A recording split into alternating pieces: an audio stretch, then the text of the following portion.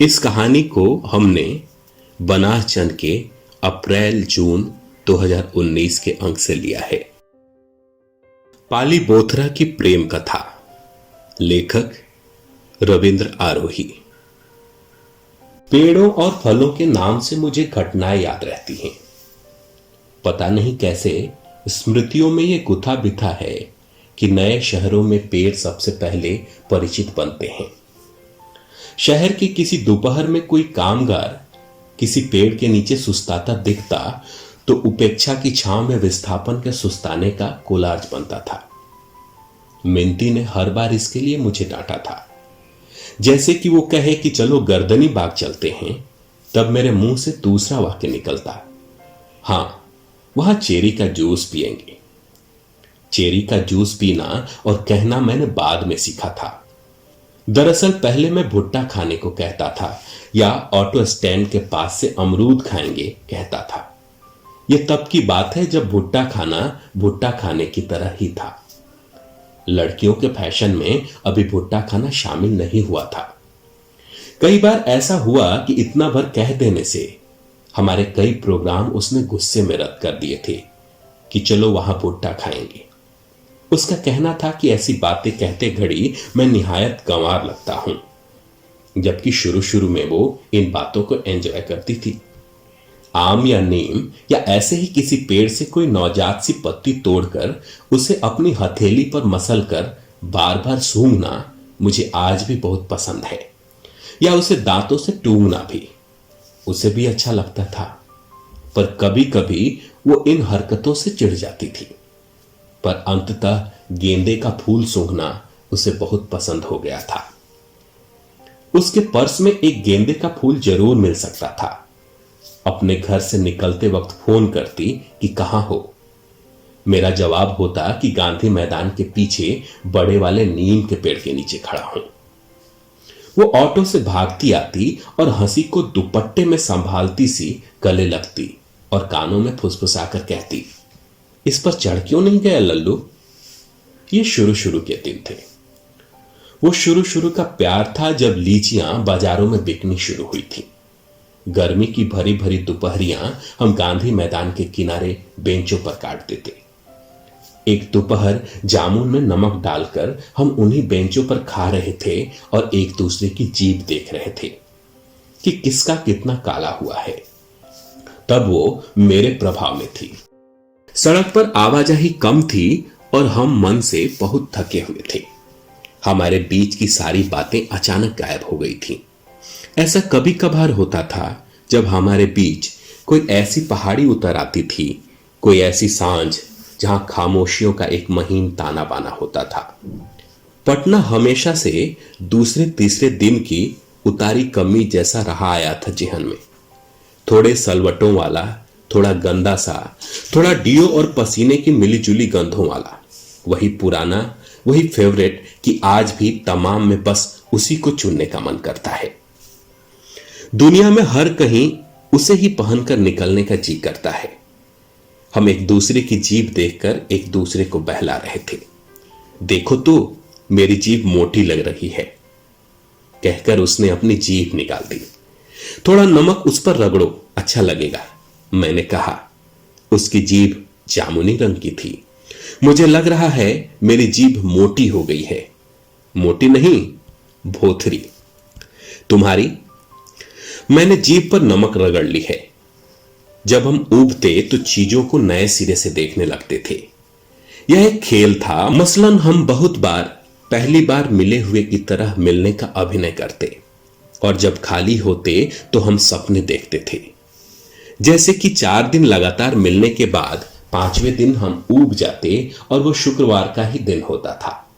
उस दिन हम कंधे पर बैग लटकाए पूरा पटना पैदल घूमते थे। किसी बंद दुकान की सीढ़ी पर या किसी अंडर कंस्ट्रक्शन ओवरब्रिज के नीचे बैठकर सुस्ता लेते। जिंदगी की पहली सिगरेट मैंने किसी शुक्रवार को ही पी होगी और उसे फेंकने से पहले मिंती ने एक छोटा सा कश खींचा होगा। दोपहर तक चेहरे धूल गर्द से भर जाते थे, आंखें जलने लगती थीं। हम किसी हैंडपंप पर हाथ मुंह धोते और कंकड़ बाग के मिराज होटल के सामने के फुटपाथ पर अंडे वाले ठेले के सामने खड़े हो जाते थे। हम नहीं जानते कि ये अंडे हैं और खाए जाते हैं। सबसे पहले तो हम अंडे वाले से आश्चर्य से पूछते कि इसे क्या कहा जाता है। फिर हम अंडे का ऑमलेट बनते देख चकित हो जाते। उसके स्वाद और सुगंध पर हम चहक कर बातें करते। तब हम अंदर से खूब ऊब रहे होते थे और अंडे बेचने वाला पूरी तरह खींचकर ऑमलेट बना रहा होता। वह हमें पहचानता था और हमारे इस नाटक में वह कभी कभी शरीक होता, पर कभी कभार कुछ नहीं बोलता था। मिंती को वहीं का पोज पसंद था। जब कभी किसी भरे पूरे दिन में हम वहां पहुंचते तो वह देखते ही कहता, यह अंडा है, मुर्गी का है, 3 रुपया दाम है, उसीना 3.5 का है और आमलेट 4 का है। यह बहुत अच्छा महकता है और पिछले दिन खाए थे उसी की तरह लगता है। कौठो दूं? मिंती कहती, 2 ठो दो ई बाबू को और हमको 1 ठे पोच दो और अलग से प्याज दो। यह कहते हुए वह बहुत मैच्योर लगती थी। उसकी छोटी नाक और अमरूद के दानों सा मुहासा वाला चेहरा ज्यादा शरारती लगता। कोचिंग से निकलकर फुटपाथ की किताबें देखते हम मैदान की ओर बढ़ रहे थे। उस दिन हमने 2 चीजें देखी। एक तो एक बड़ी सी बिल्डिंग के नीचे फुटपाथ पर बिछी पुरानी सेकेंड हैंड किताबों में झुम्पा लाहिड़ी की एकदम नई किताब दिखी, जो उसे बहुत दिनों से लेनी थी। और उसी के बगल में खड़ा उसके पापा का स्कूटर दिखा था, जिसे देखते ही हमें भाग जाना था। वो तेज कदमों से आगे निकल गई। मैं 120 रुपए में किताब लेकर गांधी म्यूजियम की ओर भाग निकला। हम लगभग दौड़ते हुए से भाग रहे थे। हवा ठहरी हुई थी और हमें जोरों की भूख लग रही थी। अब हम बेवजह भाग रहे हैं, मैंने कहा। हां, फिर भी जब तक मजा आ रहा है भागना चाहिए। हम प्यार तो करते हैं ना? मैंने पूछा। ऐसे प्रश्न बारिश या बसंत में करना चाहिए। अभी तो भागो बस।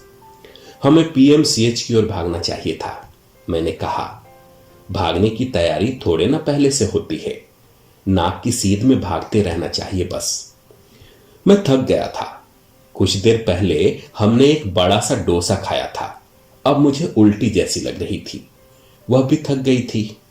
उसके टी शर्ट के बगल के दोनों हिस्से पसीने से भीग गए थे। गांधी मैदान के पीछे कोई बेंच खाली नहीं थी। बहुत बार होता कि कोई खाली जगह नहीं होती थी। हम पेड़ की ओट में पेड़ की पीठ से पीठ टिकाकर पसरे थे। वह बेतरह हाँफ रही थी। उस दिन का आसमान बिना दूध वाली चाय के रंग में उबल रहा था और हमारे पास अब 7-8 मिनट की बातें बची थीं कि उसके बाद हम खाली होकर ऊबने लगते। उन बचे मिनटों में मैंने कहा, तुम औरत होगी तो तुम्हारे ब्लाउज की बगलें पसीने से भीगेंगी गर्मियों में। हमारे सामने का एक बेंच खाली हो गया, पर हमारे पास उठने की हिम्मत नहीं बची थी। उसने अपनी बगलें निहारी और टी शर्ट के गले खींचकर फूंक मारकर हवा करने लगी। जाड़े में तुम्हारे होठ फट जाएंगे, उस पर पपड़ियां पड़ जाएंगी। जब तुम हंसोगे तो दुखेगा। तुम किसी लड़की को किस भी नहीं कर पाओगे, उसने कहा। मैंने अपने होठ पर जीभ फिराए। सब ठीक था। तुम्हें कैसे पता? मैंने उसकी गर्दन के पसीने को धूप से छूकर देखा। मुझे उसकी ये बात बड़ी बेतुकी लगी थी। वह खड़ी हो गई और मेरे बाल लगभग नोचते हुए उसने कहा, यह बात मेरे पसीने से भीगने वाली ब्लाउज ने बताई कमीने। सामने की खाली पड़ी बेंच पर ताले बेचने वाला एक आकर सुस्ता रहा था। मिंती की यह हरकत देखकर वह असहज हो गया। उसके हिलने से लोहे की एक बड़ी सी रिंग में गुथे सारे ताले एक साथ बज गए। यह गांधी मैदान के पीछे वाली वही जगह थी जहां से बड़ा नाला बहता है और उसके सामने वाला रास्ता सीधे गोल घर की ओर चला जाता है। नाले की बाईं ओर दूसरी वाली बेंच पर हम बैठते थे। ताले वाला गर्मी में भी वही पोशाक पहने था जिसमें वह हर मौसम में हर शहर में दिखता है, पठानी सूट। उसके ऊपर काला जैकेट, माथे पर चौड़ी पगड़ी, हफ्ते भर की पीली दाढ़ी जो अक्सर बीड़ी सिगरेट पीने से पीलापन आ जाता है। वह चौड़े कद काठी का गोरा रंग का था, लाल रंग की गोराई। उसकी ऊसर आंखों में बेशुमार प्यार था कि वह किसी को भी गले लगा ले। मिनती अचानक उसके सामने जा खड़ी हुई। वह सकपका गया। वह आगे कुछ समझता कि उससे पहले मिनती ने उसके छल्ले से सबसे छोटे ताले का दाम पूछ लिया। 15 रुपए उसने बताए और उठकर आगे बढ़ने लगा। उसे विश्वास था कि हम वहां बैठने के लिए उसे परेशान कर रहे थे। लड़की को ताले नहीं लेना है। पर जब वह पैसे ढूंढने लगी तब वह रुक गया और अपने छल्ले से ताले निकालने लगा। मैंने उससे पूछा, क्या वह रविंद्रनाथ ठाकुर को जानता है? पहले तो समझा नहीं। दोबारा पूछने पर उसने लाचारी में मुस्कुरा दिया और पैसे को लेकर आगे बढ़ गया। मिनती इस बात पर बिगड़कर खड़ी हो गई कि मुझे उससे इस तरह की बेसिर पैर की बात नहीं पूछनी चाहिए थी।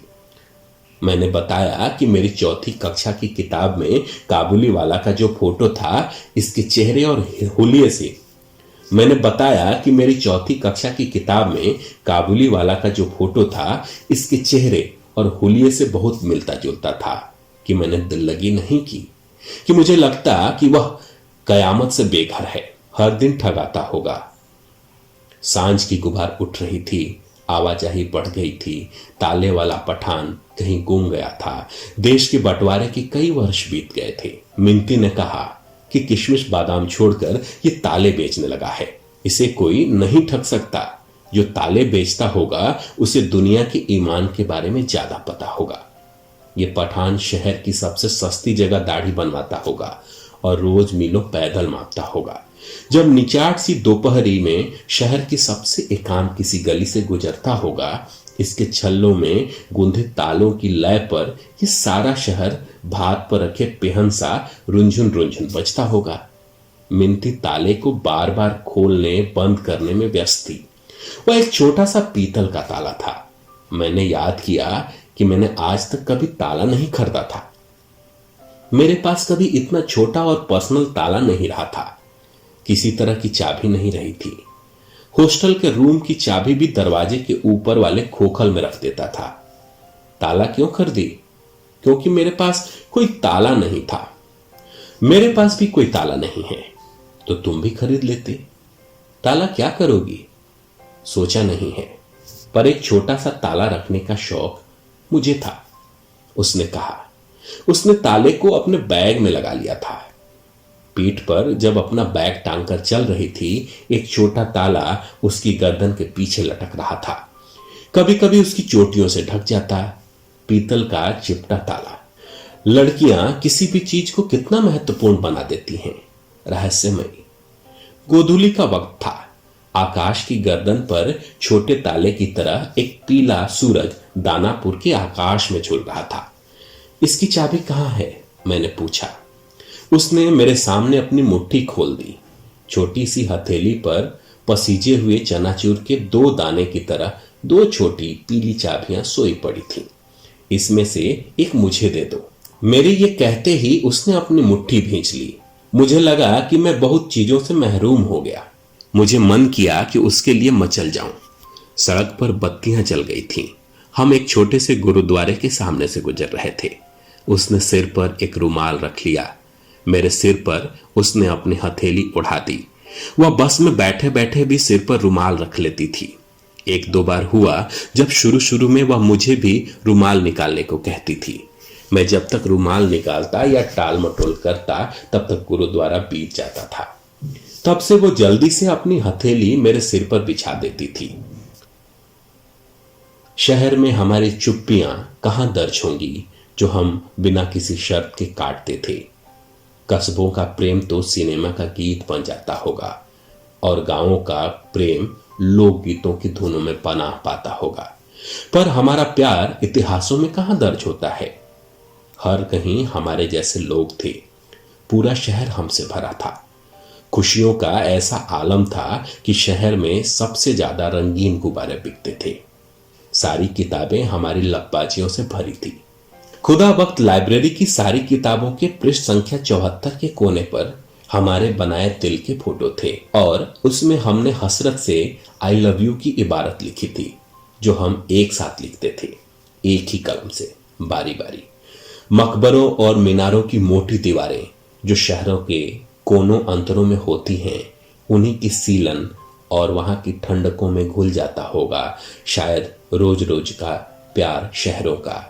कबूतर फरिश्तों के शायद सबसे नजदीक पहुंचने वाले पाखी होते होंगे, जो इन इमारतों पर घड़ी घड़ी उड़ते बैठते और बाजरे के दाने टूंगते थे। मिंती ने जब कहा कि उसके पापा के पास कोई स्कूटर नहीं है तो मुझे बड़ा कोफ्त हुआ था। फिर कहा कि वे पिछले 11 साल से बिस्तर पर हैं, चल नहीं सकते। उसने कहा कि पापा का चलना अब उसकी स्मृति में धुंधला होता जा रहा है। ये बात वह तो जानती थी, लेकिन जब मैं उनके डर से उसके साथ भाग रहा था तब मेरा डर और उस डर से मेरा भागना उसे अच्छा लग रहा था, क्योंकि मेरे डर में उसके पिता का पीछा करना था। सुबह 7 से 7:30 के बीच उसके फोन आते और बिना किसी भूमिका के कहती कि दस्तक चिड़िया मोड़ पर मिलो। महीने के अंतिम सप्ताह में हम महीने भर बैठने के अलग अलग ठिकाने ढूंढने में बिताते थे। एक ऐसा छोटा सा पार्क या छोटी सी कोई पुलिया, किसी पेड़ का चबूतरा जहां हम बातें करते, अपना टिफिन खाते, घंटों अपनी अपनी किताबें पढ़ते, कविताएं लिखते, चाय की दुकानों पर जाकर चाय पीते, लौटते घड़ी अपनी अपनी कविताएं एक दूसरे को सुनाते और मुनहार होने तक उन कविताओं पर नुक्ताचीनी करते हुए हम धरती की ओर लौट आते, जहां एक हॉस्टल था, वहां एक पीजी था।